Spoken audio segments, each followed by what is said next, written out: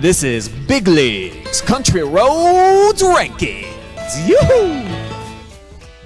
Welcome back into those Country Roads, the top 10 small school football programs, Big Leagues Country Roads Rankings, brought to you by Knox Community Hospital.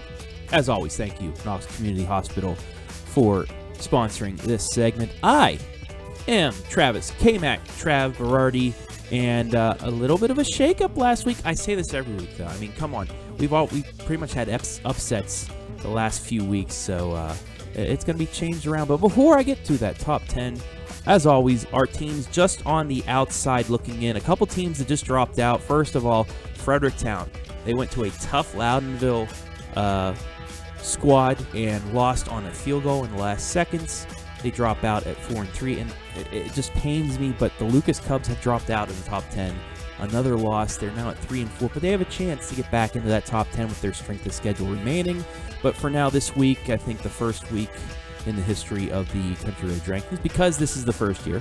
So, yes, this is the first time in the history of the Country Roads Rankings. They are out of the top 10. A couple other teams also looking to get in. Loudonville, with that win at 3-4, they're just on the outside looking in. Willard, a 7-point loss to Edison. They remain just on the outside.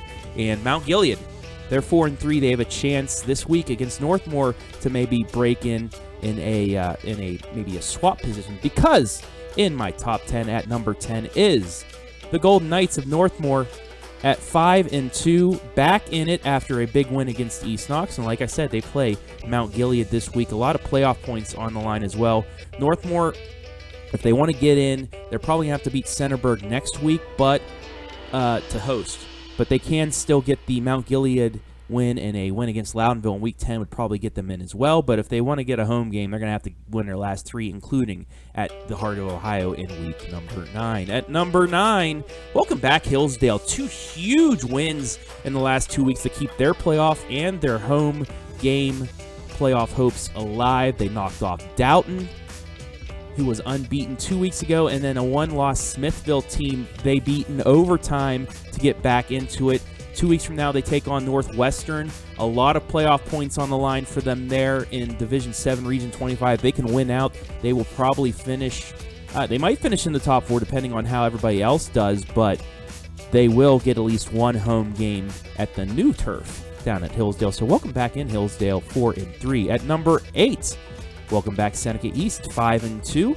After a couple tough losses. I mean, they lost to Colonel Crawford, a really good squad, and then Willard in a shootout as well. But 5-2, still hanging around, and they have that big one Week 10 against Cary.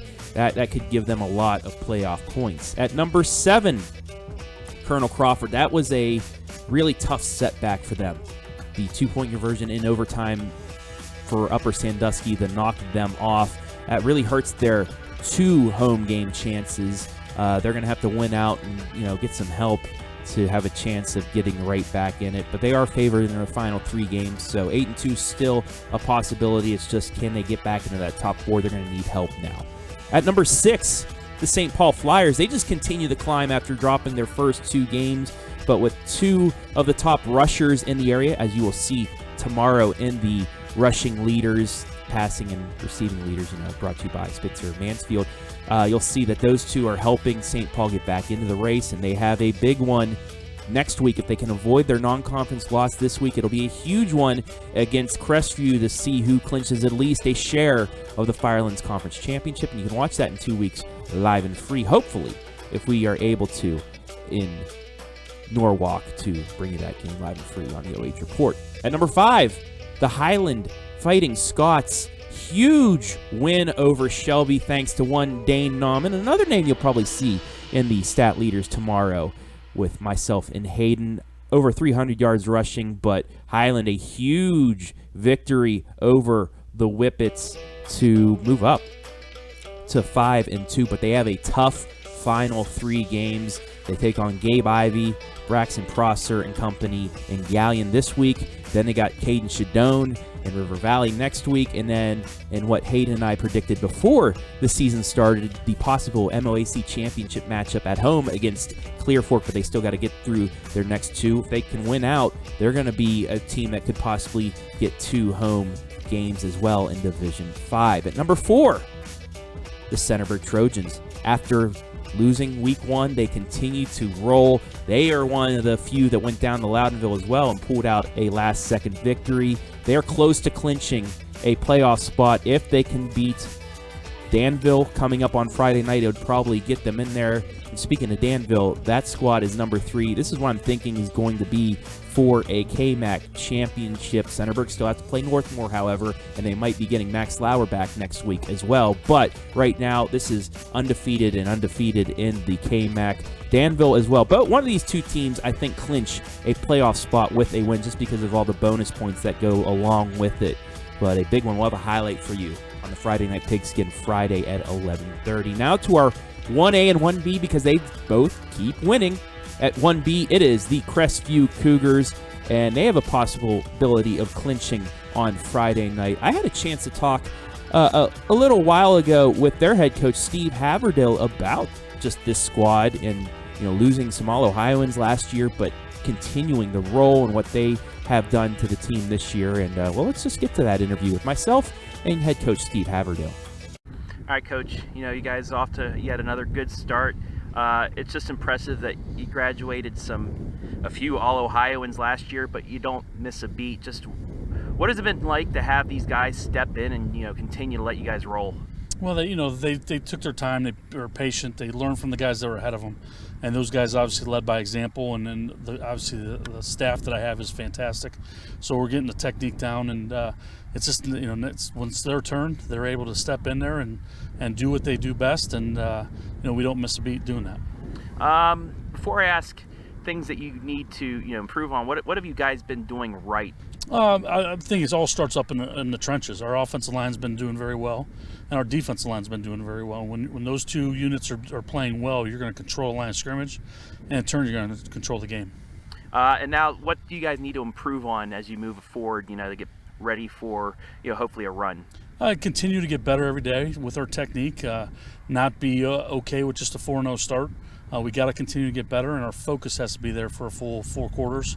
I think the times you see it slip away, and later in the year or late in the playoffs, when that happens, that can cost you a game, and we don't need to. We got to fix that and make sure that it gets better every week as well.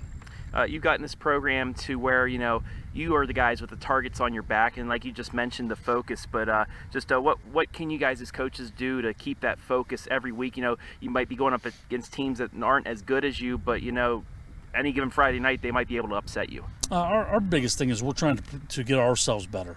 We don't really worry a whole lot about the other team. Obviously, we do go into a game plan and we scheme, but each week we're trying to make ourselves better, and we're worried about ourselves. So as long as we take care of our business, we're going to go out there and be able to play with just about anybody, and that's what we're looking for. All right, and finally, I know you don't give really much of a care about rankings or anything, but I have you at number 2 behind Carey in my Country Roads rankings.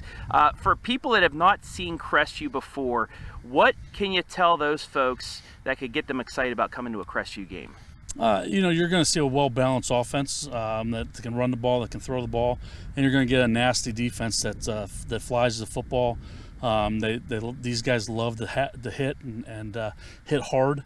It's going to be a physical 4 quarters, and that's what we've that's been a staple here. Is we're going to run the ball first, then throw it, and then we're going to play extremely hard physical defense. All right, Coach, I appreciate the time and good luck the rest of the way. Thank you. So there you have it. Thanks to head coach Steve Haverdill of the undefeated Crestview Cougars, looking not only to clinch a playoff spot probably this week or next week, but go 10-0, beat St. Paul for a second straight year, and getting that Firelands Conference Championship. But they're not done with just the regular season. They want to go far, and one of the teams they're going to have to probably go through to get far is our top team, 1A, the Carey Blue Devils. 22 straight victories. Who is going to beat this team? I don't know. Maybe nobody. Maybe they go undefeated for the rest of time. I don't know. But right now they continue to roll. And thanks to our friend Joe Idle, congratulations, Carey. You've already clinched a playoff spot. So now it's just about seeding. Can you stay at the top of your Region D6, Region 22? The Carey Blue Devils, Carey baby, they have a chance to repeat as state champions, as they have clinched the first playoff spot in that region. Carey, 3 games left. Their biggest test will be Seneca East in week number 10. But there you go. Once again, the week 7 Country Roads Rankings, Top 10 Small School Programs, brought to you by Knox Community Hospital. I am Travis KMAC Trav Berardi. I'm going to hit those country roads. We will see you again next week, or Friday. I'll be at Mount Gilead Northmore. We have also 9 highlighted games on the Friday Night Pigskin, Friday night, 11:30, right here, live and free on the OH Report. But for now, I'm out.